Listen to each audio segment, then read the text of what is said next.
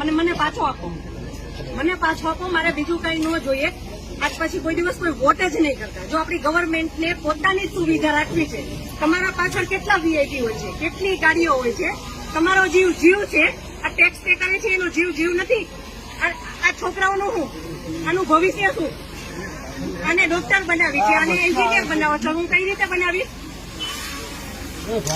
નહીં, મને ન્યાય જોઈએ. મારા છોકરાનું ફ્યુચર ખરાબ ન થવું જોઈએ.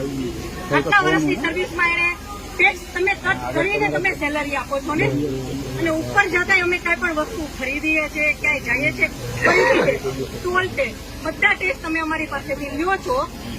તો મારા ઘરવાળાને જયારે જરૂર હતી ત્યારે કોઈ ફેસિલિટી નથી મળી. મને એનો ન્યાય જોયો. તમે લોકો અહીંયા જ રહ્યો, તમે કહો મને કે તમે શું કરશો એના માટે. આ એક નહીં, આના જેવા જેટલા ભાઈઓ બધા નિર્દોષ હતા, બધાને આવડા છોકરા હતા.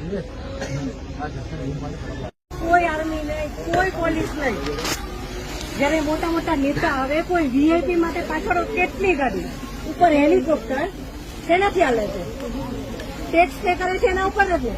વીઆઈપી માટે જે સર્વિસ છે એ આ લોકો માટે કેમ નથી? હું નીચે આર્મી કેમ્પમાં ચિલ્લાઈને કહેતી હતી કે ઉપર કેટલા લોકો જખમી છે, તમે લોકો જલ્દી કંઈક કરો. અમે ઉપરથી પડતા આખડતા નીચે ઉતરાતી હજી ઉપર કોઈ ફેસિલિટી ગઈ નહોતી. ઉપર આટલું બધું થઈ ગયું હતું, નીચે આર્મીને ખબર કેમ ન પડી કે ઉપર આ થઈ ગયું છે?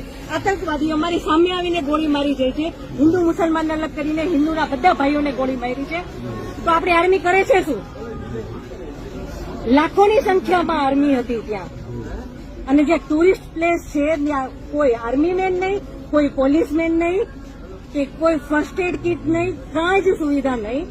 એમાંથી એક આર્મી મેન એવું કહે છે કે તમે લોકો ઉપર ફરવા શું કામ જાઓ છો? હવે તમે મને એ વાતનો જવાબ દો.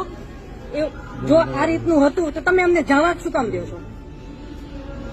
નહીં, હવે મારા ઘરનો સ્તંભ વયો ગયો છે. હવે તમે મને પાછો આપો, મને પાછો આપો. મારે બીજું કઈ ન જોઈએ.